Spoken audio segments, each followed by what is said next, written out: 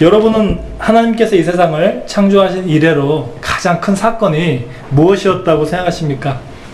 온 인류를 물로 심판하시기 위해서 40일간 비를 내리셨던 그 노아의 방주 사건도 굉장히 역사적인 사건이었고요. 그리고 이 이스라엘 민족이 애굽에서 탈출할 때 그때 그 앞을 가로막았던 그 홍해 바다를 반으로 가르셨던, 그래서 마른 바닥으로 지나가게 하셨던 그 일도 정말 기적적인 사건이었습니다. 그러나 제가 생각하기에 가장 큰 사건은 바로 오늘 하나님의 아들 예수 그리스도께서 비천한 인간의 몸을 입으시고 이 땅에 내려오셨던 바로 성탄절 사건이었다고 저는 생각합니다. 우리에게 이보다 더 놀라운 사건은 없었습니다. 오늘 여러분과 함께 읽으신 이 본문이 바로 우리 인류에게 일어났던 이 놀라운 사건이 어떻게 시작되었는지, 그리고 그 이야기는 어떻게 흘러갔는지 오늘 우리에게 들려주고 있습니다. 2000여 년 전 예수님이 이 땅에 오시는 날, 예수님의 탄생을 알리는 여러 가지 징조가 있었습니다. 먼저 저 하늘에는 큰 별이 나타나서 이 땅에 위대하신 분이 오실 것임을 미리 보여주었고요. 그리고 목동들에게 천사가 나타나서 직접 아기 예수께서 이 땅에 오실 것이라고 그 메시지를 전달하기도 하였습니다. 그때로부터 2000년이 흐른 지금도 예수님의 탄생일인 이 크리스마스를 앞두게 되면 역시 여러 가지 징조들이 나타납니다. 라디오에서는 때일은 캐롤송이 나오기 시작하고요. 또 백화점에서는 크리스마스 세일을 시작하기도 합니다. 그리고 교회에서는 이런 성가대를 비롯해서 각종 여러 가지 행사들이 준비되기도 하죠. 그런데 이 라디오에서 캐롤송을 듣는 사람들이나 또 백화점에서 크리스마스 세일 상품을 사고 기뻐하는 사람들이나 혹은 교회에서 성탄절을 기념하기 위해서 여러 행사를 준비하는 분들이나 그 모든 분들의 생각은 각자가 다를 것입니다. 서로 다른 생각과 서로 다른 마음으로 이 성탄절을 기다리고 준비하는 것이겠죠. 2000여 년 전에도 역시 마찬가지였습니다.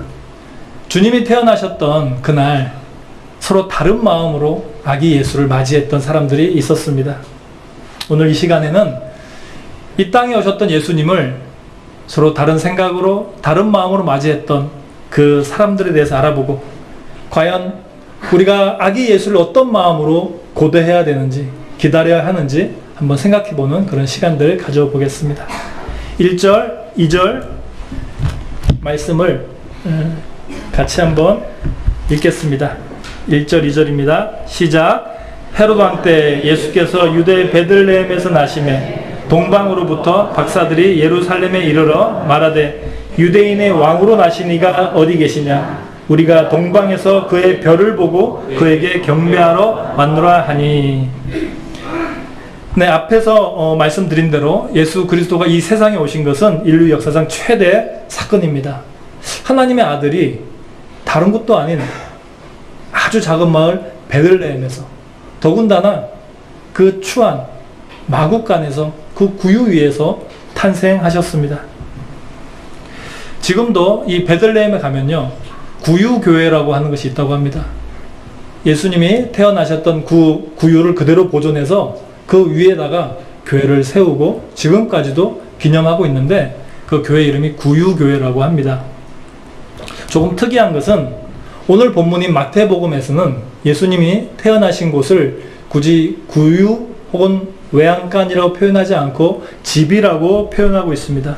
11절 말씀, 집에 들어가 아기와 그의 어머니 마리아가 함께 있는 것을 보고 엎드려 아기께 경배하고 보배압을 열어 황금과 유황과 모략을 예물로 드리니라. 이처럼 마구간이 아니라 이 집이라는 표현을 쓴 것은 예수 그리스도에 대한 마태의 특별한 생각 때문에 그랬습니다. 마태는 다른 복음서 기자와는 달리 예수 그리스도께서 이 땅에 왕으로 오신 사실에 더욱더 초점을 맞추고 있습니다. 그래서 이 마태는 예수님이 마국간에서 태어나셨다고 하기가 좀 죄송했는지 집이라고 하는 표현을 씀으로써 이 땅에 왕으로 오신 예수 그리스도의 그 위신을 조금이라도 세워드리려고 했던 것 같습니다. 다음으로 이 예수님이 태어나신 곳인 이 베들레헴에 대해서 한번 알아보겠습니다. 베들레헴은 그 뜻이 떡집이라고 한 것입니다. 이 이스라엘이 위치한 가나안 땅은요, 성경에 보면 젖과 꿀이 흐르는 땅이라고 되어 있죠. 그래서 다른 중동 지역에 비해서는 매우 비옥한 땅이기도 합니다. 그러나 그렇다 할지라도 중동의 메마른 사막 지역이기 때문에 이 가나안 지역은 굉장히 곡식을 키우거나 이 농업을 하기에는 아주 척박한 그런 지역입니다. 근데 이 가나안 지역에서도 아주 비옥하고 기름진 곳이 있었는데 그곳이 바로 이 베들레헴이었습니다. 그래서 이 베들레헴에서는 농사가 잘 되었기 때문에 많은 곡물을 기를 수가 있었고, 그래서 곡식을 많이 생산해서 이곳에서 떡을 많이 만들었습니다. 그래서 다른 지역으로 떡을 많이 공급해 주었기 때문에 이 베들레헴, 즉 떡집이라고 하는 그런 명칭으로 쓰여졌던 것입니다. 베들레헴 이처럼 비옥한 땅이긴 하였지만 그러나 그 크기가 매우 작았습니다. 그래서 이곳은 사람들에게 별로 주목을 받지 못했지만, 하지만 성경에 나오는 이 역사적으로는 베들레헴이 아주 큰 의미가 있습니다. 창세기 35장에 나오는 보면 그 야곱이 자신이 가장 사랑했던 아내 라헬을 묻은 곳이 바로 이 베들레헴이었습니다. 그리고 룻기에 보면 나오미의 며느리였던 이 룻이 다시 보아스와 재결합하여 사는 곳이 바로 이 베들레헴이었습니다. 그런데 무엇보다 가장 중요한 이 베들레헴과 관련된 사실이 한 가지 있습니다. 그것은 이 베들레헴이 바로 다윗 왕의 고향이었다는 사실입니다.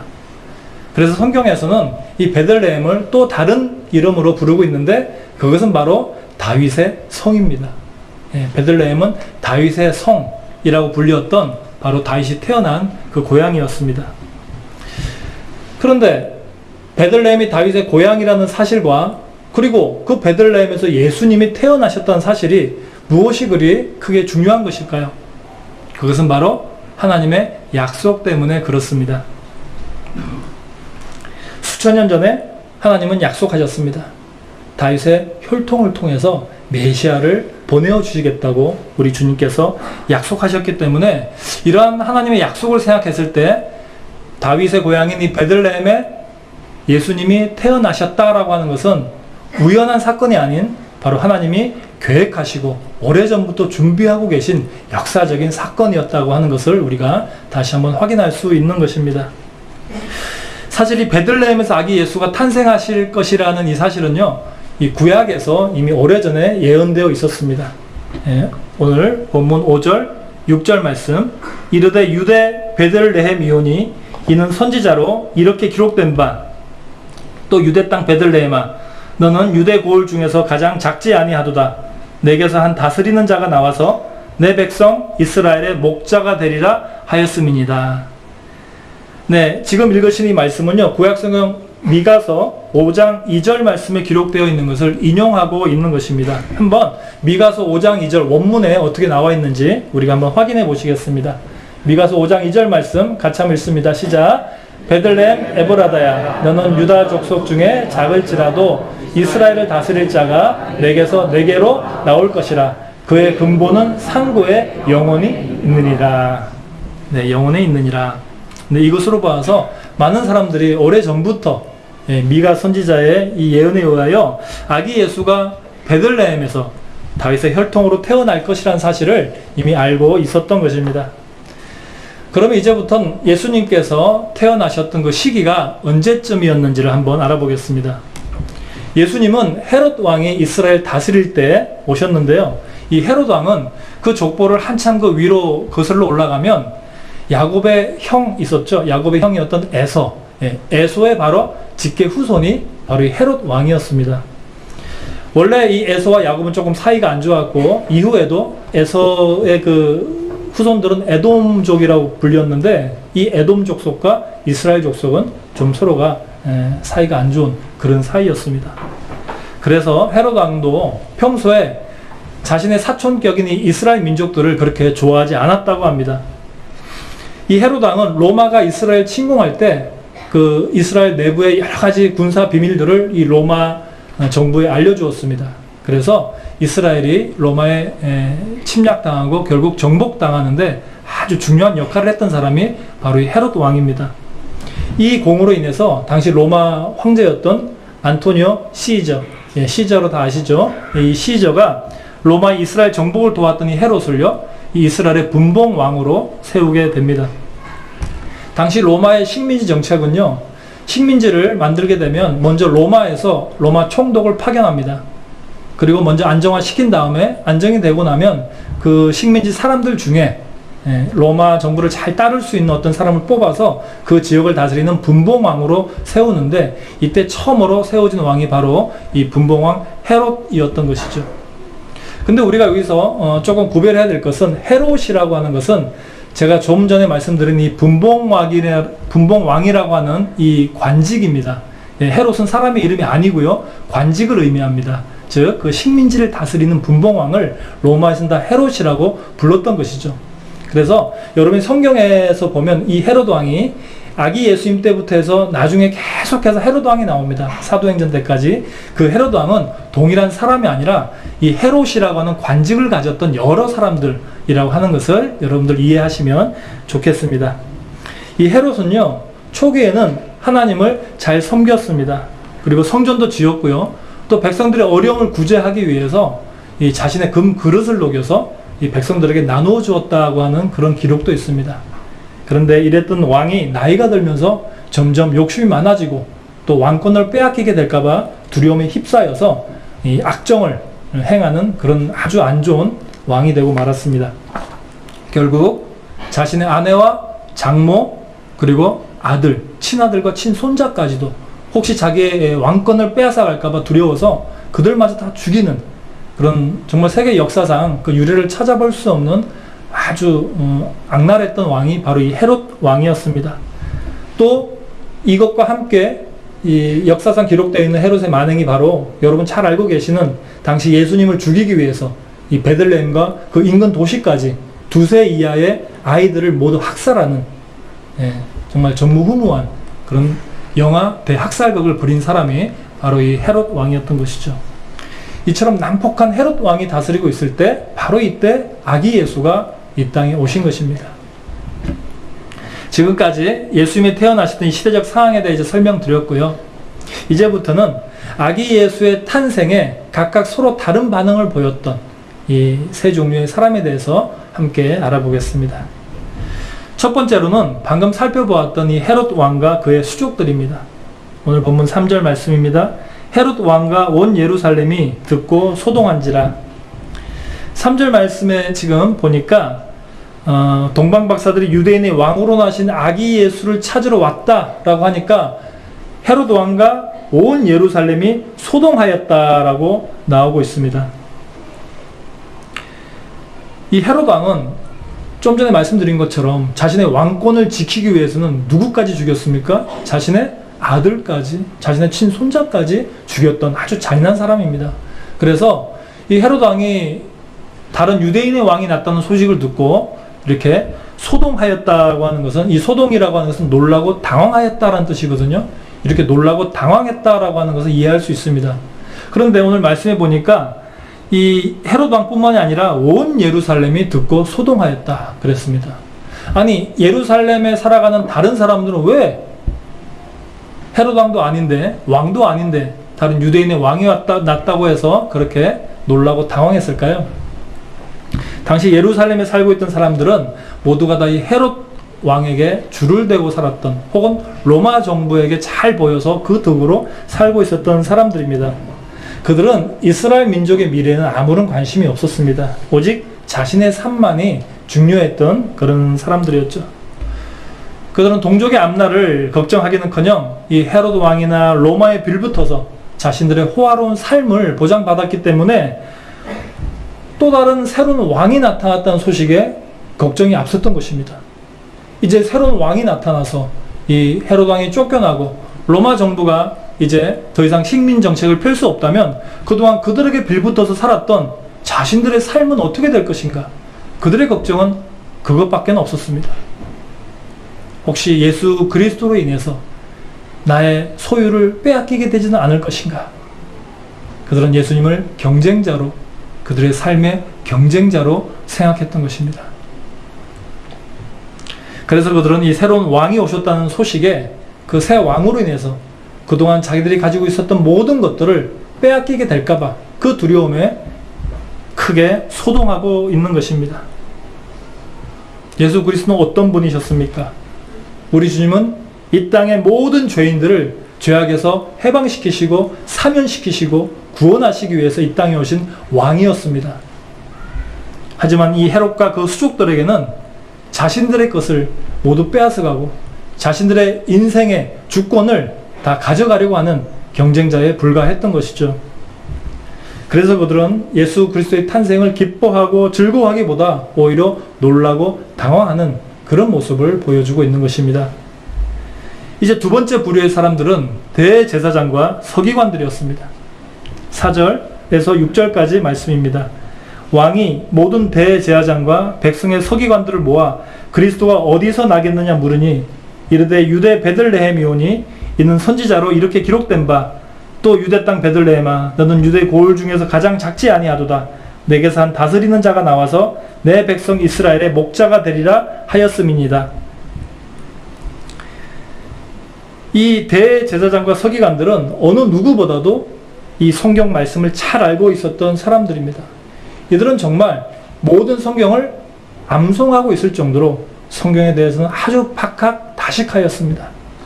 그래서 헤롯이 이들에게 그리스도가 어디서 나느냐라고 물어봤을 때 주저하지 않고 미가서 말씀을 인용하면서 저 유대 땅 베들레헴에서 태어나실 것이라고 말하고 있습니다.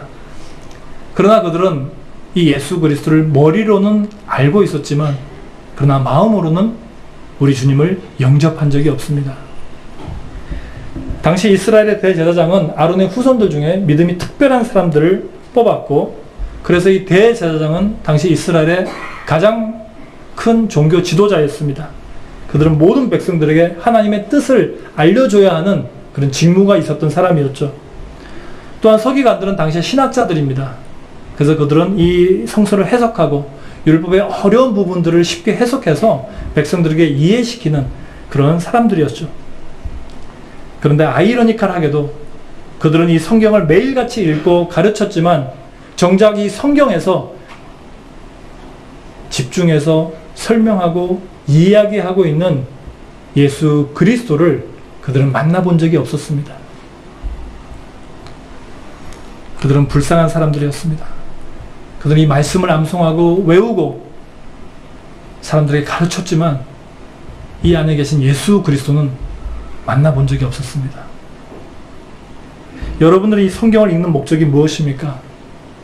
물론 마음의 위안을 얻기 위해서 혹은 담대한 용기와 인내를 배우기 위해서 내 인생을 향하신 하나님의 뜻이 무엇인지 알기 위해서 우리가 이 성경을 읽을 수도 있습니다. 그러나 이 성경을 읽는 가장 중요한 목적은 바로 이 말씀 안에 살아계신 예수 그리스도를 만나는 것입니다. 이 성경에서 끊임없이 말하고 있는 우리의 구원자이신 예수 그리스도를 우리가 이곳에서 만나지 못한다면 우리가 이 성경을 아무리 백독했다 할지라도 그것은 다 헛수고가 될 것입니다.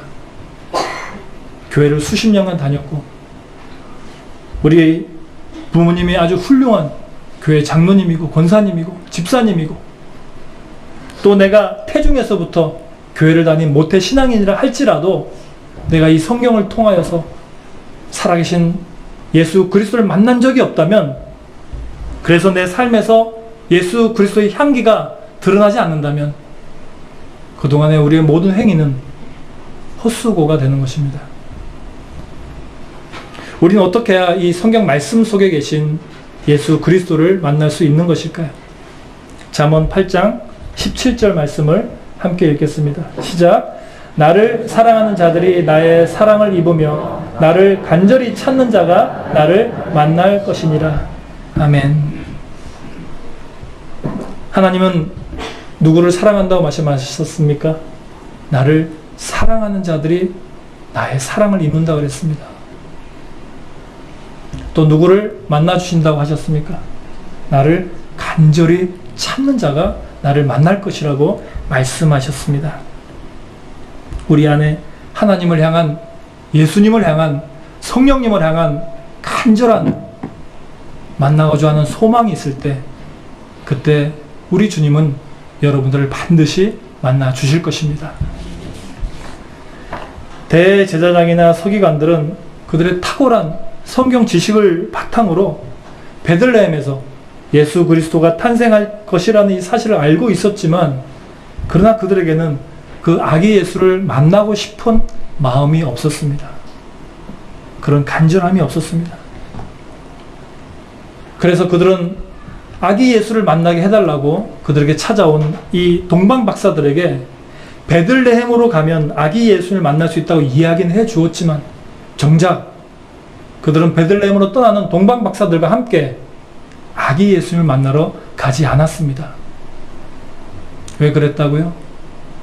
그들은 아기 예수님을 아는 데 만족하였고, 아기 예수를 만나고자 하는 그런 간절함은 그들 안에 없었기 때문입니다. 사랑하는 성도 여러분, 혹시 여러분 중에 아직까지도 교회를 이렇게 오래까지 다니고 말씀을 읽고 같이 기도하고 같이 찬양했는데도, 그럼에도 불구하고 아직까지도 예수 그리스도의 사랑과 은혜를 체험하지 못하신 분이 있으십니까? 그래서 오늘 이 기쁜 성탄절 예배에 앉아 계시면서도 아직도 예수님이 여러분을 얼마나 사랑하시는지 모르시는 분이 계십니까? 그렇다면 한번 여러분의 마음을 들여다보시기 바랍니다. 내가 진정으로 예수 그리스도를 만나고 싶은 마음이 있는지, 얼마나 간절하게 우리 주님과 이 만남을 내가 소망하고 있는지 한번 확인해 보시기 바랍니다. 주님은 간절히 주님을 찾는 자만을 만나주시기 때문입니다. 제가 저번에 보니까 남북 간에 이산가족 상봉이 있었습니다. 그때 참 슬픈 사연이 한 가지가 있더라고요. 저는 처음에 그게 신청하면 다 가서 만나는 줄 알았어요. 그런데 이 이산가족이 우리가 알고 있는 것보다 훨씬 많다고 합니다. 그 숫자가 너무 많아서 추첨을 해야 되는 거예요. 한 번에 만나면 수백 명밖에 못 만난다 그럽니다. 근데 아시겠지만 그 전쟁 때 얼마나 많은 사람들이 헤어졌습니까? 그래서 신청을 해서 추첨을 해야 되는데 어떤 할머니가 울고 계시더라고요. 그 나이 드신 할머니가 한 80 넘으셨던 것 같은데, 그 할머니가 우시면서 이번 추첨에 또 떨어졌다고, 내가 또 떨어졌는데 이제 나이가 많아서 내가 북에 두고 온 내 가족들을 내가 언제 만날 수 있을지 모르겠다, 아마 이제 못 만나지 않겠느냐고 하염없이 눈물을 흘리고 있는 그 할머니를 보면서 참 마음이 아팠습니다. 수십 년 전 가족과 생이별을 하고 이제 그 생사조차 모르고 있으니 얼마나 그리울까요? 얼마나 만나고 싶을까요? 북에 두고 온 가족들을 죽기 전에 딱 한 번만이라도 만났으면, 그러면 이제 죽어도 여한이 없겠다는 그 할머니와 같은 그런 간절한 마음으로 우리 예수 그리스도의 만남을 소망할 때 주님께서 여러분들을 반드시 만나 주실 줄로 믿습니다. 대제사장이나 서기관들은 예수 그리스도를 머리로 알고는 있었습니다. 그러나 우리 주님을 내 안에 모시고 싶은 그런 간절함이 없었기에 그들은 아기 예수를 만나기 위해서 저 베들레헴으로 떠나지 않았습니다. 그들은 자신의 소유가 있는, 자신의 모든 것이 있는 그 예루살렘을 떠나지 않았습니다. 그런데 이러한 간절함이 누구에게 있었습니까? 바로 동방 박사들에게 있었던 것입니다. 이 동방 박사들은 말 그대로 아주 먼 동쪽에서 온 사람들입니다. 이 박사들은 점성학자, 천문학자들로 이루어져 있는데, 이들은 이 성경이 아닌 또 다른 이스라엘 역사서를 보면요, 이 동방 박사의 이름이 나옵니다. 이 이름이 조금 어려운데요, 가스팔, 멜키온, 발다살이라고 합니다. 굉장히 생소하시죠? 이 이름은 페르시아 사람의 이름입니다. 이 가스팔, 멜키온, 발다살이라고 하는 이 페르시아 사람들은 학자들이었는데, 이 학자들이 특히 점성술 혹은 이 천문학자들이었는데, 어느 날 별을 받아보다가 그동안 발견하지 못했던 아주 크고 아주 밝은 별을 보았고, 그들은 직감적으로 이 땅에 위대하신 분이 오셨다는 것을 깨달았고, 그 별이 가는 쪽으로 무작정 따라 나섰던 것입니다. 그들은 그 별을 따라 산을 넘고 물을 건너서 예루살렘까지 오게 되었습니다. 그리고 예루살렘 서기관들을 통해서 베들레헴으로 가면 유대인의 왕으로 오신 예수 그리스도를 만날 수 있다고 이야기를 들었습니다. 동방박사는 그 말을 듣고 지체하지 않고 다시 예루살렘에서 베들레헴으로 갔고, 신기하게도 베들레헴 위에서 그 별이 멈춘 것입니다. 누가 탄생한 곳이었을까요? 아기 예수가 탄생한 곳, 바로 그 위에 그 밝고 큰 별이 멈춰 섰습니다. 9절 10절 말씀, 9절 10절 말씀 읽어드립니다. 박사들이 왕의 말을 듣고 갈새 동방에서 보던 그 별이 문득 앞에서 인도하여 가다가 아기 있는 곳 위에 머물러 서 있는지라. 그들이 별을 보고 매우 크게 기뻐하더라. 그들은 그 자리에 멈춰 서 있는 별을 보고 기뻐하였다고 하였습니다. 그런데 10절 말씀을 다시 보니까 그냥 기뻐한 것이 아니었습니다. 어떻게 기뻐했습니까? 매우 크게 기뻐하더라. 여러분들의 인생에 이 예수님과의 만남을 이렇게 크게 기뻐하신 적이 있으십니까? 여러분의 자녀가 잘 되고, 여러분의 사업장이 번창하고, 여러분이 큰 차를 샀을 때보다 우리 아기 예수님을 만났을 때 그 기쁨이 더 컸던 분이 혹시 계십니까? 앞으로 여러분 인생 중에 아기 예수와의 만남이 가장 큰 기쁨이 될 수 있기를 주님의 이름으로 축복합니다. 동방박사들은 드디어 베들레헴에서 우리 아기 예수를 만날 수 있었고, 그들은 크게 기뻐하였습니다. 그곳에서 보물 상자를 발견할 수 있었기 때문이 아닙니다.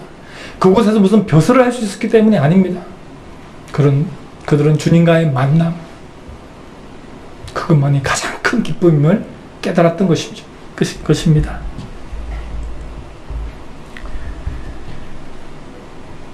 11절 말씀 읽어드립니다. 집에 들어가 아기와 그의 어머니 마리아가 함께 있는 것을 보고 엎드려 아기께 경배하고 보배합을 열어 황금과 유향과 모략을 예물로 드리니라.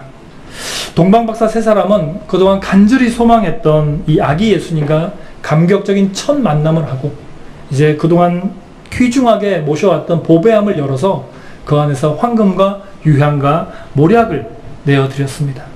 이 세 가지는 당대 가장 귀한 보물들이었습니다. 그들은 아기 예수께 드릴 수 있는 가장 귀한 것을, 내가 드릴 수 있는 가장 귀한 것을 아기 예수께 드림으로써 이 땅에 왕으로 오신 우리 아기 예수를 경배하고 있습니다.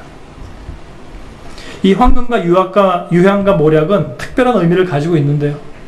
먼저 황금은 당시 왕에게만 바쳐지는 선물이었습니다. 고대 문헌을 보면 당시에는 왕을 만날 때는 반드시 황금을 가지고 예를 표하게 되어 있다고 합니다. 즉 아기 예수는 이 땅에 왕으로 오신 것임을 상징하기 위해서 이 동방박사들은 이 황금을 예물로 준비하였습니다. 둘째는 유향입니다. 유향은 당시 대제사장이 하나님께 제사를 드릴 때 사용하던 물품이었습니다. 그래서 동방박사는 유향을 드림으로써 예수 그리스도가 이 땅에 오셔서 하나님과 우리 사이를 중보하실 대제사장으로 오셨다는 것을 이렇게 예표한 것입니다. 마지막으로 모략은 죽은 사람이 썩지 않도록 발라주는 방부제입니다. 이 모략의 의미는 장차 예수 그리스도께서 인류의 모든 죄를 대신하여 저 십자가에서 돌아가시겠지만, 그러나 부패하지 않으시고 3일 만에 다시 부활하심으로 이 땅에는 모든 자들에게 새로운 생명을 주실 것을 상징하고 있습니다. 하나님은 동방박사를 통하여 황금과 유향과 모략을 예물로 드리게 하므로 아기 예수께서 이 땅에 왕으로 오셨음을, 그리고 하나님과 우리 사이를 중보하실 대제사장으로 오셨음을, 그리고 무엇보다도 우리에게 새로운 생명을 주시려고 오신 구원자이심을 우리에게 보여주고 있는 것입니다. 이제 오늘 말씀을 정리합니다.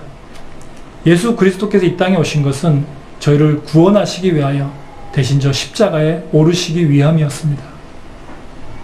그러나 헤롯 왕과 같은 이들은 자신의 왕위를 빼앗기지 않으려는 생각만 가득 차서 아기 예수를 죽이려고 하였습니다.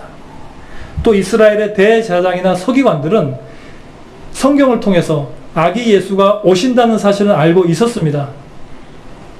그러나 그들은 머리로만 예수를 알고 있었지, 그 예수를 만나서 이 마음 안에 모시려는 생각은 추호도 없었습니다. 그러나 저 멀리 동쪽 나라에서 수백 킬로 떨어진 그 페르시아에서 아기 예수를 만나야겠다는 일념 하나로 달려온 이 세 명의 동방박사는 그들의 소원대로 이 땅에 오신 아기 예수를 만나는 영광을 누릴 수가 있었습니다. 사랑하는 성도 여러분, 예수님께서 이 땅에 오신 이유는 바로 여러분들을 만나시기 위해서입니다. 온 우주의 왕이신, 그리고 대제사장이신, 또한 여러분들에게 영원한 생명을 나누어 주시기 위하여 주님께서 오늘 여러분들을 찾아오셨습니다. 여러분의 마음은 어떠하십니까? 여러분도 오늘 이 기쁨의 성탄절날 여러분을 만나기 위해서 저 하늘나라에서 이곳까지 오신 우리 아기 예수님을 만나기를 간절히 원하고 계십니까? 여러분이 간절히 예수님을 만나시기 원한다면 우리 주님은 즉시로 여러분들을 만나주시고 그동안의 모든 고난과 아픔과 슬픔을 모두 제거하시고 오직 주님만이 주실 수 있는 놀라운 평강을 여러분들에게 허락하여 줄 줄로 믿습니다. 이 시간 여러분에게 먼저 찾아오신 아기 예수님의 탄생을 기뻐하면서 또한 감사하면서 하나님이 여러분에게 먼저 주셨던 그 황금과 유향과 모략을 다시 우리 예수님께 온전히 내어드리며 경배할 수 있는 모든 성도님들이 되시기를 이 땅에 평강의 왕으로 오신 예수 그리스도 이름으로 축원합니다.